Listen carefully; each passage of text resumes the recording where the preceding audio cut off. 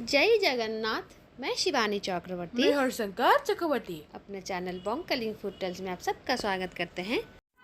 आज के हमारी वीडियो में हम बात करेंगे जगन्नाथ जी का 60 पौटी भोग क्या होता है। आप सबको पता है जगन्नाथ धाम प्रभु नारायण जी के भोजन के धाम के रूप में परिचित है। ऐसा माना जाता है कि प्रभु जगन्नाथ जी यहाँ पर भोजन करते हैं। तो यहाँ पर भोग में बहुत प्रकार के व्यंजन प्रभु को नैवेद्य के स्वरूप में अर्पण किए जाते हैं और बहुत सारे लोग मानते हैं कि प्रभु जगन्नाथ जी को 56 भोग अर्पण किया जाता है। लेकिन जगन्नाथ जी के पास जितने सारे भोग हैं वो 56 भोग से कहीं ज़्यादा हैं और जगन्नाथ धाम में 56 भोग का कॉन्सेप्ट ही नहीं है। यहाँ पर प्रभु के भोग को 60 पौटी भोग कहा जाता है। तो पौटी का अर्थ क्या है ये हम आगे जानेंगे। लेकिन बहुत सारे लोग ऐसा क्यों मानते हैं कि जगन्नाथ जी के पास 56 भोग दिया जाता है, क्योंकि भगवान श्री कृष्ण या फिर भगवान नारायण को 56 भोग देने की विधि है और उसमें 56 प्रकार के भोजन तो होते ही हैं और सारे स्वाद के भोजन भी देना होता है। अर्थात नमकीन देना होता है, मीठा देना होता है, तीखा देना होता है, कसाय देना होता है, कड़वा देना होता है। हर स्वाद का भोजन 56 भोग में होता है और जगन्नाथ मंदिर में भी ये सारे स्वाद के भोग हैं। लेकिन जगन्नाथ जी के भोग को 56 भोग नहीं कहा जाता। लेकिन जो उड़ीसा के बाहर के लोग हैं जहाँ 56 भोग का कॉन्सेप्ट है वो समझते हैं कि प्रभु जगन्नाथ जी को 56 भोग दिया जाता है और प्रभु जगन्नाथ जी के महाप्रसाद को वो 56 भोग महाप्रसाद के रूप में जानते हैं। इनमें उनकी कोई गलती नहीं है, क्योंकि जगन्नाथ जी के बारे में अभी शायद बहुत सारे लोगों को जानकारी हुई है, लेकिन 50-60 साल पहले इतनी लोगों को जानकारी नहीं होती है। चार धाम के है ये तो जानकारी होती है, लेकिन महाप्रसाद के बारे में इतनी जानकारी नहीं होती थी। तो उन्हें पता नहीं होता था कि जगन्नाथ प्रभु को एक्चुअली में भोग में क्या दिया जाता है। और आज का ये वीडियो बनाने का हमारा एक अलग मकसद है, क्योंकि हमारे एक सब्सक्राइबर बहन है, वो किसी और चैनल पर कोई वीडियो देख रही थी, तो वहाँ पर 56 भोग या फिर 60 पौटी को लेकर किसी ने कुछ कमेंट किया था। तो उसके जवाब में जो वो मैडम जो भोग बनाती हैं वो शायद उड़िया हैं, तो उन्होंने जो जवाब दिया था तो वो जवाब उन्होंने मुझे क्रॉप करके मेरे डीएम में भेजा था, तो मैं आपके साथ शेयर कर रही हूँ। वो फ़ोटो शेयर करने की वजह एक ही है, क्योंकि बहुत सारे लोगों को उड़ीसा में भी रहते हुए बहुत सारे लोगों को 60 पौटी के बारे में मालूम नहीं है। और वो जो चैनल की ओनर हैं उन्होंने ये जवाब दिया था शायद किसी प्रश्नकर्ता को, जिन्होंने उनसे पूछा था 56 भोग को लेकर। तो उन्होंने ये बताया था कि 56 भोग नहीं 60 पौटी भोग लगता है, जो 60 की तरह का होता है। पहली बात यहाँ पर ही वो गलत हैं। जगन्नाथ मंदिर में 60 पौटी का मतलब 60 तरह का भोग बिल्कुल भी नहीं होता। 60 पौटी का मतलब अलग होता है। और ख़ासकर वो उड़िया हैं, मुझे पता चला है कि वो उड़िया हैं, और उड़िया हैं तो उन्हें तो पौटी का अर्थ पता होना चाहिए। पौटी का अर्थ कोई टाइप नहीं होता। पौटी का अर्थ होता है एक क्वांटिटी, एक सर्टन क्वांटिटी को पौटी कहा जाता है। तो ये तो पहली बात वो गलत है। और दूसरा जो उन्होंने लिखा है, जगन्नाथ मंदिर में व्यंजन आप गिन नहीं सकते, मगर लंच टाइम में 60 पौटी भोग लगता है। हर रोज़ मेनू चेंज होता है, कुछ रेगुलरली सर्व होते हैं।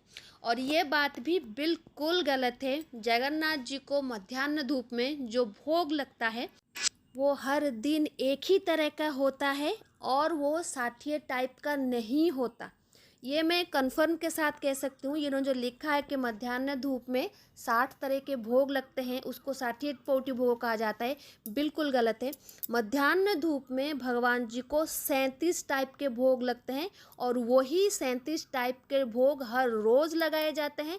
उसमें कोई परिवर्तन नहीं होता, ना उसमें कुछ बात दिया जाता है और ना ही उसमें कुछ ऐड किया जाता है। और उन सारे भोग के नाम हमें मुँह ज़बानी याद है। उनके नाम है बड़ो पिठा, जिसको कहा जाता है पिठा पुड़ी। उसके बाद है त्रिपुरी, बड़ो आरिसा, सानो आरिसा, माठो पुड़ी, बड़ो बड़ा, सानो बड़ा, बड़ो काकरा, सानो काकरा, महावीर पिठा, गोटिकिया पट, फेणी, झड़ाई नेड़ा ताड़, थाली अन्न, ओरिया, पित्त अन्न, मुग डाली, मर्चिपाणी, झड़ाई नेदा गुड़ा, झड़ाई मनोहर, सुआर मनोहर, धौला, खैर चूल, पुष्पालक आरिसा, मरीच नड़ू, बड़ पिठा, पाग आरिसा, बड़ बड़ी खिरिसा, सुजी बड़ी खीरी, सान ओली बड़ी खिरिसा, टाकुआ, गजा, बिरी बड़ी, कदम्बा, सान कदम्बा, पणा, साकोरा, सुबास पखाड़, ये सारे जो भोग होते हैं वो प्रभु को दिए जाते हैं मध्याह्न धूप में। तो आप गिन सकते हैं कि कितने प्रकार के व्यंजन प्रभु को मध्याह्न धूप में दिए जाते हैं, और ये 60 तरह के तो बिल्कुल भी नहीं हैं। और जहाँ तक बात रही प्रभु जगन्नाथ जी के 60 पौटी भोगों की, जो पौटी है, पौटी एक माप है, एक मेजरमेंट है, एक नंबर नहीं है। उड़िया भाषा में 60 को 60 कहते हैं। तो कोई एक चीज़ है जो 60 पौटी, मतलब पौटी जो माप है, उसी क्वांटिटी में जगन्नाथ जी को भोग दिया जाता था। तो 60 पौटी भोग होता था। जगन्नाथ जी का जो भोग होता था, मैं पहले की ज़माने की बात कर रही हूँ, अभी जगन्नाथ जी को 60 पौटी भोग नहीं लगता, क्योंकि पौटी जो होता है ना, वो क्वांटिटी में बहुत होता है। एक पौटी अर्थात 50 किलो अन्न अगर आप भोग लगाएंगे तो वो एक पौटी अन्न होगा। और इसको नापा कैसे जाता है? उड़ीसा और बंगाल में चावल और धान को नापने के लिए गौणी का इस्तेमाल किया जाता है, सेर का इस्तेमाल किया जाता है और कुंचा का इस्तेमाल किया जाता है। अभी आप देख रहे हैं 3 मेजरमेंट की जो सामग्री है वो देख रहे हैं, 3 चीज़ें। सबसे बड़ा वाला जो है वो गौणी है, उससे छोटा वाला है सेरो, और उससे छोटा वाला है कुंचा। 2 कुंचा चावल अगर लेंगे तो आप 1 सेरो कहलाएगा। अगर 2 सेर आप चावल लेंगे तो वो 1 गौणी कहलाएगा। और 1 गौणी चावल होता है 2.5 किलो। 1 गौणी में जितना चावल आता है वो 2.5 किलो या फिर कहीं कहीं 2 किलो होता है, क्योंकि कभी कभी गौणी में माप में थोड़ा छोटा बड़ा होता है। इसलिए 1 गौणी धान को या फिर चावल को 2.5 किलो के हिसाब से मापा जाता है। और 1 पौटी, अगर 1 पौटी का आप माप लेंगे गौणी के हिसाब से, तो 1 पौटी 20 गौणी होता है। 20 गौणी धान या चावल अर्थात 50 किलो होगा अगर 2.5 किलो के हिसाब से होगा, और 40 किलो होगा अगर 2 किलो के हिसाब से होगा। तो अगर 2.5 किलो के हिसाब से देखा जाए तो 1 पौटी 20 गौणी होता है। 20 गौणी अर्थात 50 किलो। और अगर 1 पौटी 50 किलो है तो 60 पौटी होता है 3000 किलो। 3000 केजी अन्न हर रोज प्रभु को भोग के रूप में लगाया जाता था। और जाहिर सी बात है ये भोगो मंडप भोग ही होगा, क्योंकि जो भी राजभोग के लिए आता था, और वो तो साधारण जनता के लिए नहीं था, वो राजा महाराज के जो गजपति महाराज हैं उनके लिए था, और जो सेवा थे उनके लिए था, और उनके परिवार के लिए था। तो जब शंकराचार्य जी ने देखा कि जगन्नाथ मंदिर का प्रसाद जो है वो आम नागरिकों के पास नहीं पहुंच पाता, उनके पहुंच से दूर है, तभी उन्होंने भोगो मंडप भोग की संरचना की, परिकल्पना की, जहां पर भोग होने के बाद जो दर्शनार्थी हैं या फिर जो भक्त हैं उनको थोड़ा प्रसाद मिले और आसपास के लोगों में भी बांटा जा सके, क्योंकि जगन्नाथ प्रसाद को पाना तो हर किसी के बस की बात नहीं थी तब। अगर भोग प्रसाद मिलेगा तो बहुत लोग आएंगे भोग लेने के लिए, और कोई भी जगन्नाथ धाम से भूखे पेट ना जाए, इसी की परिकल्पना करके भगवान शंकराचार्य जी ने भोगो मंडप भोग में एक बड़ी क्वांटिटी की अन्न की व्यवस्था करवाई थी गजपति महाराज जी के माध्यम से। तो वो भोग की जो क्वांटिटी थी वो 60 पौटी थी, और बहुत सारे लोग जगन्नाथ जी के प्रसाद लेने के लिए आते थे। मंदिरों में प्रसाद का वितरण बहुत पुरानी परंपरा है। साउथ इंडिया में तो बहुत सारे मंदिर हैं जहाँ पर अभी भी अन्न छत्र लगाया जाता है। तो जगन्नाथ मंदिर में भी वैसे ही अन्न छत्र की व्यवस्था की गई थी, जहाँ पर भक्तों को मुफ्त में जगन्नाथ जी का महाप्रसाद वितरण होता था। उसमें अन्न की जो क्वांटिटी थी वो पौटी के हिसाब में दिया जाता था। बाकी दूसरे व्यंजन तो मोहुरो, बेसरो, दाल, मीठा दाल, डालमा, जो भी भगवान जी के पास नैवेद्य होता था वो दिया जाता था। लेकिन अन्न की जो क्वांटिटी होती थी वो 60 पौटी होती थी। और जगन्नाथ जी के पास 56 भोग से बहुत ज़्यादा भोग लगाए जाते थे। एक जगह पर तो 220 भोग का वर्णन है। तो यहाँ पर 56 भोग जगन्नाथ जी को लगाया जाता था, ये तो बिल्कुल मतलब झूठ ही है, क्योंकि जगन्नाथ जी को बहुत ज़्यादा टाइप के भोग लगाए जाते थे। और ये 60 पौटी भोग का आवंटन बहुत समय तक चला। इसी बीच जगन्नाथ मंदिर के ऊपर बहुत बार आक्रांताओं ने आक्रमण किया, प्रभु को मंदिर छोड़ के जाना पड़ा। कभी सावर श्रीक्षेत्र कोरापुट जाना पड़ा, कभी कांकरी शिखरी जाना पड़ा, कभी भगवान जी को ले जाकर जला दिया गया। वो बहुत सारे वो समय बीतने के बाद जब प्रभु का पुनः रत्न सिंहासन के ऊपर स्थापना की गई, उसके बाद भी बहुत समय तक 60 पौटी भोग आवंटन किया जा रहा था। लेकिन जब 1866 में फेमाइन आया, वो जो दुर्भिक्ष था जिसको कि नोंग का दुर्भिक्ष कहा जाता है, उसके बाद से ही 60 पौटी भोग ऑलमोस्ट बंद हो गया है। प्रसाद तो भगवान जी के पास लगता है, लेकिन वो जो उस क्वांटिटी में लगता था नहीं लगता, क्योंकि उस वक्त उड़ीसा की जो हालत थी उसमें जगन्नाथ मंदिर में भोग बना के तो वितरण किया जाता था, लेकिन सूखे चावल जो जगन्नाथ महाप्रभु के प्रसाद के लिए थी वो भी लोगों को दिया जाता था, क्योंकि हालत बहुत ख़राब थी, लोग उसे याद भी नहीं करना चाहते आज। तो उस तरीके की परिस्थिति थी। उसके बाद से जो ब्रिटिशर्स थे उन्होंने जगन्नाथ मंदिर में भोग की क्वांटिटी थोड़ी कम कर दी। और गजपति महाराज के भी इतने अधिकार नहीं थे कि वो बहुत सारे भोग जो मंदिर में बंद हो चुके हैं, तो ब्रिटिशर्स ने बंद करवा दिए थे, वो उसका प्रचलन करवा सके, तो वो भी परिस्थिति थी।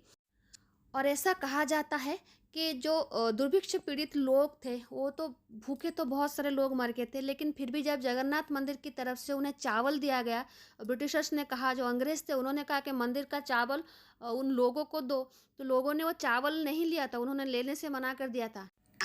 उनका मानना था कि उनके जो आराध्य हैं जगत के नाथ जगन्नाथ जी, वो बड़ो खाऊ हैं, अर्थात उन्हें भोजन करना बहुत पसंद है और वो अपने प्रभु को भोजन अर्पण करते हैं। और जो वो अर्पण करते हैं अपने प्रभु को भूखा रखकर उनका भोजन वो ग्रहण नहीं करेंगे, सूखे चावल वो नहीं लेंगे। अगर मंदिर की तरफ से प्रसाद बना के दिया जाएगा, भगवान खाएंगे, उसके बाद ही वो ग्रहण करेंगे, वरना सूखे चावल वो बिल्कुल नहीं लेंगे। तो उस तरीके का भाव जगन्नाथ जी के प्रति उड़ीसा के लोगों के मन में है।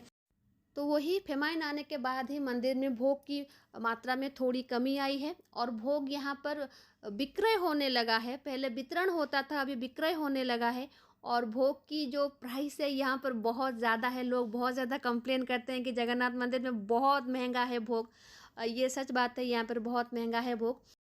तो ये थी 60 पौटी भोगों के बारे में छोटी सी जानकारी। 60 पौटी भोग 60 प्रकार का भोग नहीं होता, जगन्नाथ मंदिर में बहुत प्रकार के भोग लगते हैं। मकर संक्रांति पे भगवान जी को मकर 84 का भोग लगता है, जिसमें 84 टाइप के भोग लगते हैं। अगर 56 भोग होता या फिर 60 टाइप का भोग होता तो 84 टाइप का भोग कहाँ से लगता। तो बहुत सारे लोगों को बहुत सारी चीज़ों के बारे में जानकारी नहीं है। कथा है, कहानियाँ हैं, कथा कहानी अपनी जगह है, लेकिन सच्चाई अपनी जगह है। तो ये थी छोटी सी जानकारी 60 पौटी भोग के बारे में। आई होप ये इन्फॉर्मेशन आपको अच्छा लगा होगा। तो अगर कोई इस वीडियो को देखकर कमेंट में आके ये कहेगा कि मध्याह्न धूप की जो भोग है, जो लिस्ट हमने बताई है, उसमें मोहुरा, बेसरा, सागो, रायता और भी जो आनंद बाज़ार में भोग मिलता है वो क्यों नहीं है, क्योंकि जो लिस्ट हमने बताई है वो राजभोग की है। और जो भगवान जी को समर्पण किया जाता है लंच में, मध्याह्न धूप में, वो तो गजपति महाराज जी के तरफ से ही आता है, लेकिन अभी वो मंदिर प्रशासन की तरफ से आ रहा है, तो वो राजभोग है, वो प्रभु जगन्नाथ जी को लगता है। लेकिन जो भोगो मंडप भोग है, जो भौंड भोग जिसे कहते हैं, जो आनंद बाजार में मिलता है और जो महाप्रसाद के स्वरूप में लोगों को दिया जाता है, उसमें भी हर रोज़ 60 प्रकार के भोजन नहीं होते, कभी कभी 60 से कम भी होता है और कभी कभी 60 से और बहुत ज़्यादा भी होता है। कभी किसी का व्रतोपनयन हो गया या फिर शादी हो गई, और बराती भोग जो होता है ना, वो क्वांटिटी 100 के पार भी चली जाती है। तो ऐसा नहीं है कि हर रोज़ 60 टाइप के भोग दिए जाते हैं। भोगो मंडप भोग में भी, वहाँ पर भी भोग में 60 के नीचे होते हैं, 60 के ऊपर भी होते हैं। तो कहीं पर भी 60 टाइप के भोग 60 पौटी के हिसाब से नहीं दिए जाते। तो ये थी 60 पौटी के ऊपर एक छोटा सा वीडियो। आई होप आपको अच्छा लगा होगा इन्फॉर्मेशन। तो आज के लिए इतना ही, रहते हैं। जय जगन्नाथ, जय माँ काली।